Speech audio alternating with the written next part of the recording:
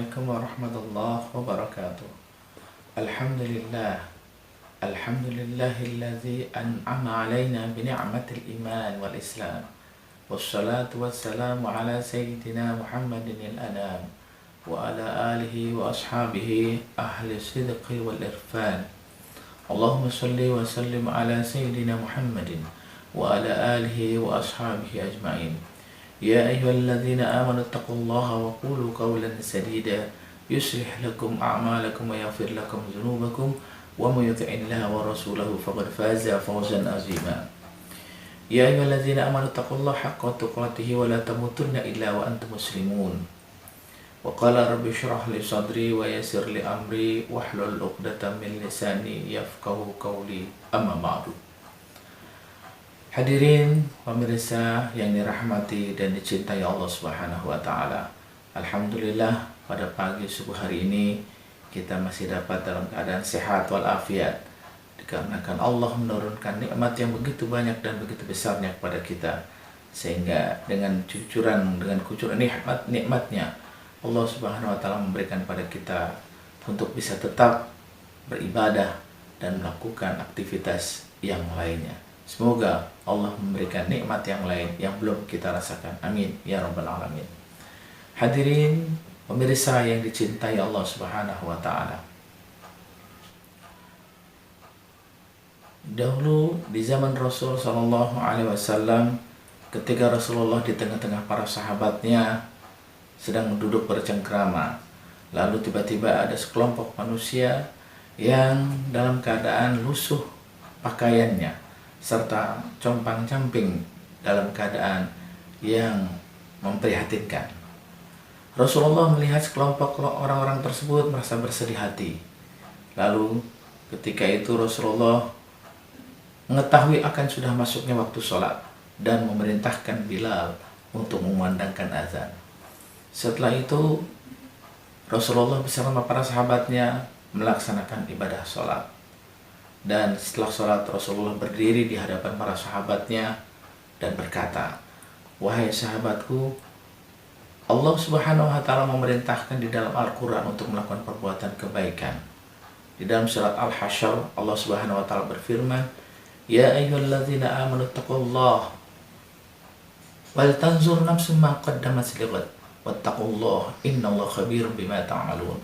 Hai orang-orang yang beriman, bertakwalah kamu kepada Allah dan berbuatlah apa yang pernah dan perhatikanlah apa yang pernah kamu lakukan yang di masa lalu, dan bertakwalah kamu kepada Allah, sesungguhnya Allah mengetahui apa yang kamu perbuat. Hadirin yang dirahmati Allah Subhanahu wa taala, pemirsa yang dicintai Allah. Kemudian para sahabat mendengarkan nasihat dari Rasulullah, dan Rasulullah menyampaikan pula agar para sahabatnya mau mengeluarkan, berinfak dan bersedekah di jalan Allah Subhanahu wa taala setelah mendengarkan ceramah yang disampaikan oleh Rasulullah melalui ayat Al-Qur'an yang dibacakan tadi. Kemudian para sahabat akhirnya berbondong-bondong membawa nikmat yang Allah berikan kepadanya, yaitu berupa rizki yang diserahkan kepada Rasulullah. Mereka menyerahkan beberapa dinar, dirham, dan bahkan ada yang menyerahkan hasil dari panen buah kurmanya. Kemudian Rasulullah memberikan kepada sekelompok orang-orang yang datang dalam berpakaian compang-camping serta dalam keadaan lusuh tadi. Dan Rasulullah berwajah sangat ceria, berbinar-binar lantaran para sahabatnya segera melakukan perbuatan kebaikan, yaitu berinfak dan bersedekah untuk orang-orang yang membutuhkannya. Hadirin yang dirahmati pemirsa yang dicintai Allah Subhanahu wa taala. Lain hal cerita yang lain adalah ketika Utsman ibn Affan radhiyallahu anhu pada saat Madinah dalam keadaan musim paceklik, tidak tumbuhnya berbagai macam buah untuk dipanen, dan juga tidak bisanya orang-orang penduduk Madinah untuk mandi, untuk minum, bahkan untuk hal-hal keperluan yang lainnya, disebabkan karena musim paceklik sehingga air sangat langka. Lalu tiba-tiba ada seorang Yahudi yang memiliki sumber mata air berupa sumur, yang setiap harinya sumur itu dijual belikan airnya untuk orang-orang miskin. Tapi sayangnya orang Yahudi ini sangatlah pelit dan juga tidak mau berbagi kepada orang Muslim. Melihat hal itu, Rasulullah SAW pun merasa bersedih hati. Lalu Rasulullah pun menceritakan hal ini kepada para sahabatnya. Salah satunya didengar oleh Utsman ibn Affan radhiyallahu anhu. Rasul bersabda, barang siapa yang bisa memiliki sumur sebagai tempat pencaharian air tersebut, maka Allah akan bangunkan istana di surga nanti. Utsman ibn Affan langsung mendengar hal itu, tertarik hatinya dan segera ingin mendapatkannya. Lalu Utsman ibn Affan secara diam-diam pergi ke rumah orang Yahudi tersebut untuk membeli sumber mata air berupa sumur tadi. Lalu terjadilah dialog dan terjadilah jual beli antara Utsman bin Affan dengan pemilik air sumur yang juga orang Yahudi tadi. Tapi sayangnya orang Yahudi tersebut tidak ingin menjual dengan harga yang murah, bahkan sengaja menahan harga tersebut agar mendapatkan harga yang lebih tinggi. Sampai akhirnya Utsman bin Affan tahu bahwa harga itu berlipat-lipat ganda jumlah untuk mendapatkan sumur dan sumber mata air tadi. Utsman bin Affan akhirnya menyetujui, walaupun pada awalnya orang Yahudi tersebut tidak ingin menjual sumurnya, karena dia tahu mendapatkan hasil yang besar dari orang-orang yang ingin membeli air tersebut. Akhirnya Utsman bin Affan membujuk untuk membeli setengah dari sumur tersebut, dan orang Yahudi tersebut menyetujuinya. Setengah ini yang dimaksud adalah kalau hari ini Utsman bin Affan memiliki sumur tersebut, maka Utsman bin Affan akan mengambil airnya. Esok harinya giliran orang Yahudi yang memiliki sumur tersebut, maka Utsman tidak boleh mengambilnya. Inilah yang disebut Utsman membeli setengah dari sumber mata air berupa sumur dengan harga yang 5 kali lipat. Lalu setelah Utsman disetujui akad penjualannya dengan orang Yahudi tersebut, maka orang Yahudi tersebut mendapatkan keuntungan 5 kali lipat dan airnya pun bisa dibagi dua. Pada saat giliran Utsman bin Affan mendapatkan jatah untuk mengambil air tersebut, maka Utsman segera memberitahukan kepada fakir miskin di Madinah untuk mengambil air sebanyak-banyaknya dan persiapan untuk esok hari, karena esok hari adalah jatah bagi orang Yahudi pemilik sumur tersebut. Lalu orang Yahudi tersebut yang memiliki sumur merasa rugi, dan akhirnya kesepakatannya dia ingin menjual kepada Utsman bin Affan radhiyallahu anhu semuanya.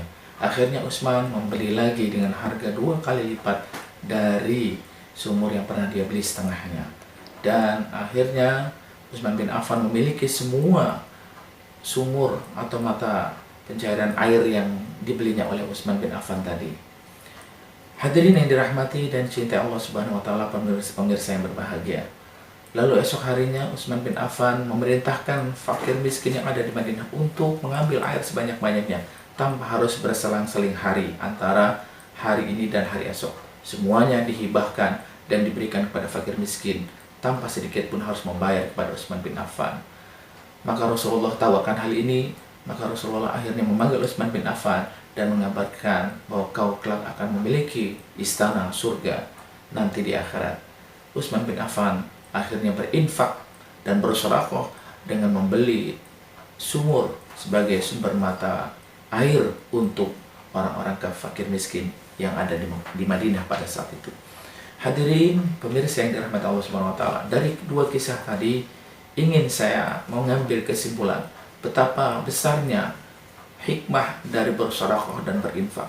Yang pertama, ternyata Allah Subhanahu wa taala dalam Al-Qur'an menceritakan bagaimana orang yang berinfak di jalan Allah dan bersedekah, yaitu dengan ayat Al-Quran Allah menceritakan hal yang demikian.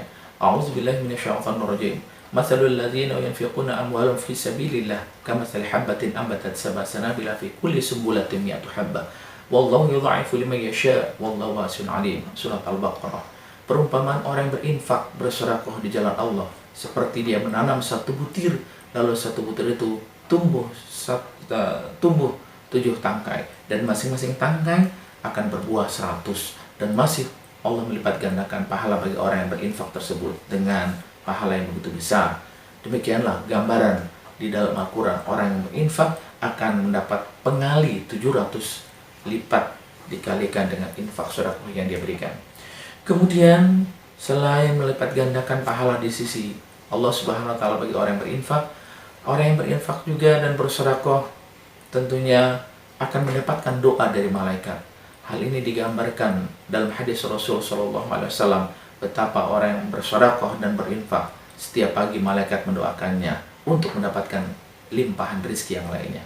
Rasulullah Shallallahu Alaihi Wasallam bersabda dalam sebuah hadisnya, "Ma min yusbihul ibad illa malakan yanzilani fayaqul ahaduhuma Allahumma a'ti munfiqan khalafa Allahumma a'ti mumsikan talafa." Rawahul Bukhari.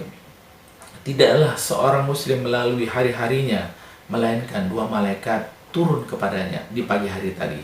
Lalu satu malaikat berdoa, "Ya Allah, gantilah orang-orang yang berinfak di pagi hari ini dengan pahala yang besar dan juga rezeki yang melipat ganda." Dan satu malaikat berdoa yang lainnya, "Ya Allah, hancurkanlah orang-orang yang menahan rezekinya lantaran dia tidak mau berinfak dan bersedekah di pagi hari."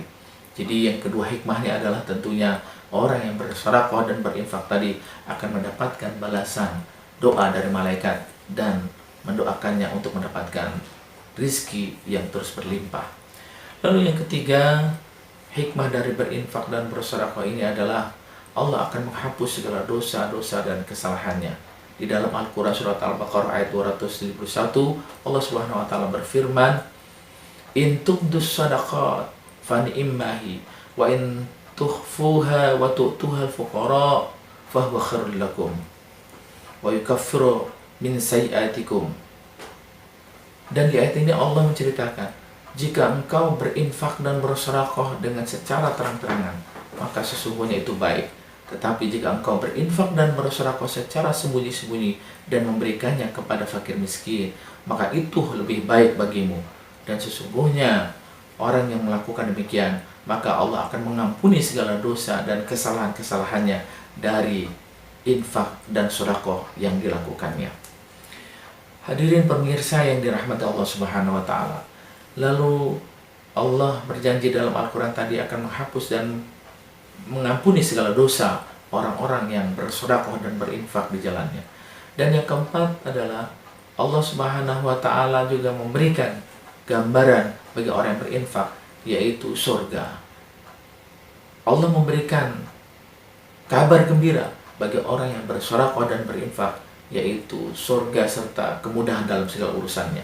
Di dalam surat Al-Lail Allah Subhanahu wa taala berfirman, "Fa amma man a'ta wattaqa wa saddaqa bil husna fasanuyassiruhu lil yusra."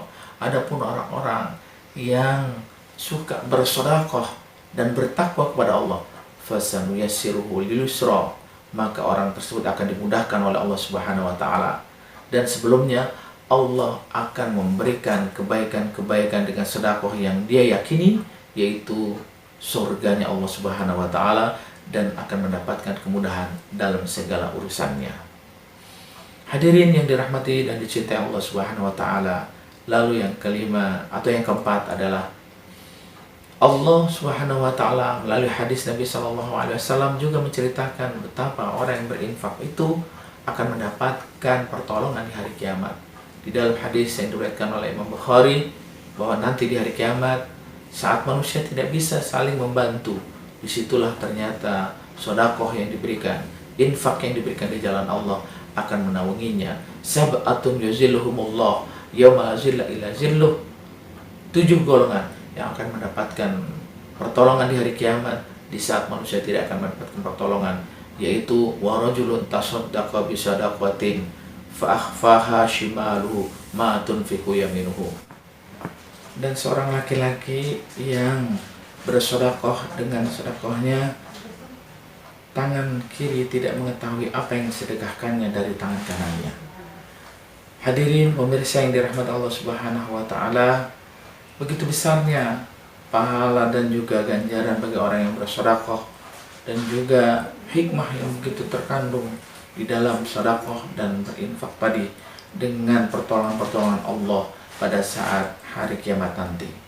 Mudah-mudahan berapa poin-poin penting dari hikmah bersedekah tadi maupun berinfak, Allah menjadikan kita hamba-hambanya yang selalu bisa meluangkan kesempatan kita untuk bersedekah dan berinfak di jalannya.